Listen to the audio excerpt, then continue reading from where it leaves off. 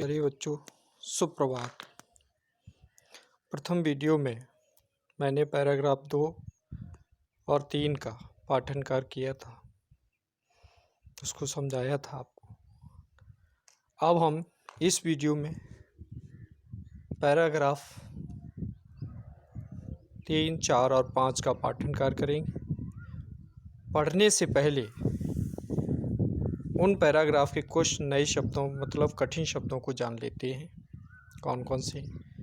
पहला शब्द है प्रणाम। प्रणाम। दूसरा है इसलिए। इसलिए। अगला है बर्बाद। बर्बाद। फिर है सूंड। मंद मंद। फिर है मुस्कराने। मुस्कराने। फिर विशालकाय। इसके बाद है शब्द धन्य। लोमड़ी ने कहा था धन्य वो मक्खी रानी, तो ये शब्द है धन्य। फिर है मकड़ी।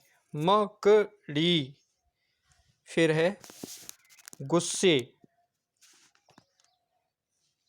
फिर अगला शब्द है खत्म मतलब समाप्त। ज्यों ज्यों। कोशिश। फिर अंतिम शब्द है त्यों त्यों। एक बार फिर प्रणाम, इसलिए, बर्बाद, सूंड, मंद मंद, मुस्कराने, विशालकाय, धन्य, मकड़ी, गुस्से, खत्म, ज्यों ज्यों, कोशिश, त्यों त्यों। अब हम लोग कुछ शब्दों के अर्थ भी जान लेते हैं। प्रणाम का अर्थ क्या होता है? नमस्कार। बर्बाद का अर्थ बेकार। मंद मंद धीरे धीरे। विशालकाय मतलब बड़े शरीर वाला। धन्य महान। गुस्से से लान होना मतलब बहुत नाराज होना। खत्म करना समाप्त करना। ज्यों ज्यों का अर्थ है जैसे जैसे। त्यों त्यों का अर्थ है वैसे वैसे। अब हम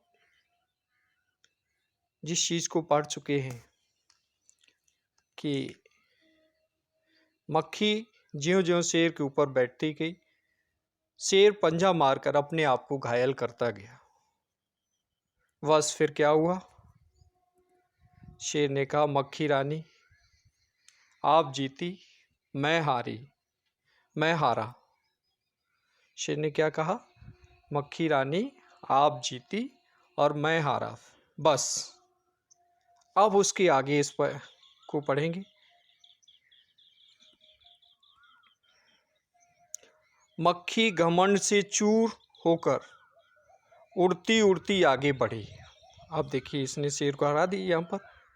अब ये आगे बढ़ रही मक्खी, घमंड से चूर होकर के आगे बढ़ी। सामने एक हाथी मिला। मक्खी ने कहा अरे हाथी मुझे प्रणाम कर, मैंने जंगल के राजा शेर को हराया है, इसलिए जंगल में अब मेरा राज चलेगा। हाथी ने सोचा इस पागल मक्खी से बहस करने में समय कौन बर्बाद करे। इस पागल मक्खी से बहस करने में समय कौन बर्बाद करे। हाथी ने सोचा अपने मन में। हाथी ने सूंड ऊपर उठाकर मक्खी को प्रणाम किया और आगे बढ़ गया। और आगे बढ़ गया।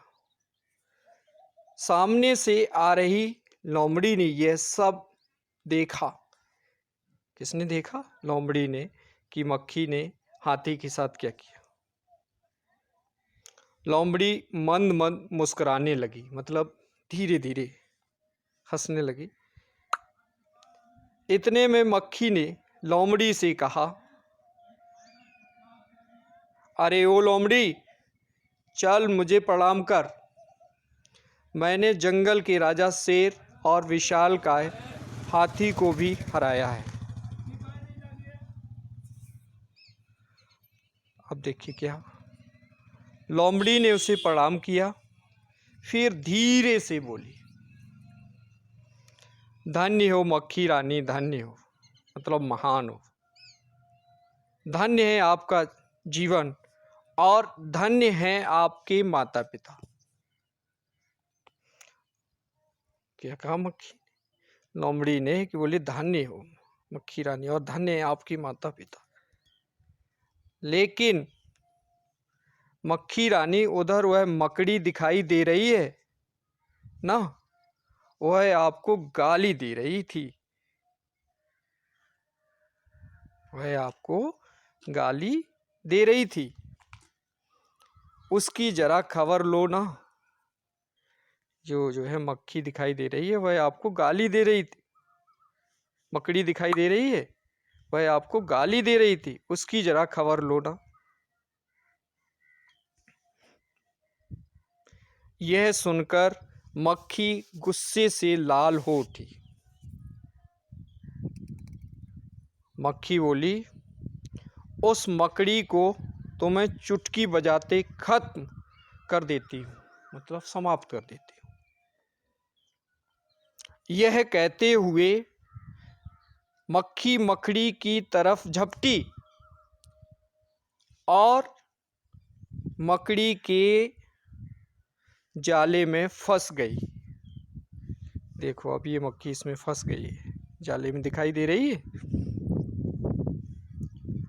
मक्खी जाले से छूटने की ज्यों-ज्यों कोशिश करती गई, त्यों-त्यों और भी अधिक फंसती गई। अंत में वह थक गई, हार गई। यह देखकर लोमड़ी मंद मंद मुस्कुराती हुई वहां से चलती बनी।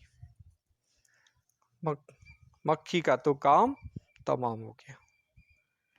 बच्चों, देखा है कि घमंड करने का क्या परिणाम निकला। घमंड और अहंकार कभी नहीं करना चाहिए। हमें सभी को समानता से देखना चाहिए, सभी का सम्मान करना चाहिए। शेर ने घमंड किया, मक्खी ने उसका घमंड चूर चूर कर दिया। मक्खी ने घमंड किया, लोमड़ी ने उसका घमंड चूर चूर कर दिया। समाज में इस तरह के लोग होते हैं, लेकिन हाथी इस कहानी में एक समझदार था। उसने देखो समाज में गलत लोग होते हैं, हमें रास्ता उनके रास्ते से हट करके अपने सही से काम करना चाहिए, उन लोगों से नहीं उलझना चाहिए। क्योंकि यहाँ हमें हाथी से ये शिक्षा मिलती है कि हमें अपने काम की ओर ध्यान देना चाहिए। लोगों का काम है हमसे उल्टा सीधा कहना, हमें उन पर ध्यान ना दे करके अपने काम पर ध्यान देना चाहिए।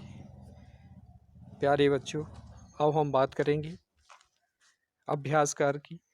दिए गए शब्दों के अर्थ लिखो। अब कुछ शब्द दिए गए हैं, जैसे प्रणाम, बर्बाद, मंद मंद, विशालकाय, धन्य, गुस्से से, खत्म करना, ज्यों ज्यों, त्यों त्यों, हिम्मत। इन शब्दों के अर्थों को लिखना है। उसके बाद कुछ गृह कार्य है जिसको आपको करना है। दिए गए शब्दों को वाक्यों में इस्तेमाल करो। कौन कौन से शब्द हैं? पहला हमारा शब्द है प्रणाम, बर्बाद, मंद मंद, विशालकाय, धन्य, गुस्से से लाल, खत्म करना, ज्यों ज्यों, और अंतिम शब्द है त्यों त्यों। इन शब्दों का इस्तेमाल करते हुए आपको वाक्य बनाना है। Thank you, have a nice day.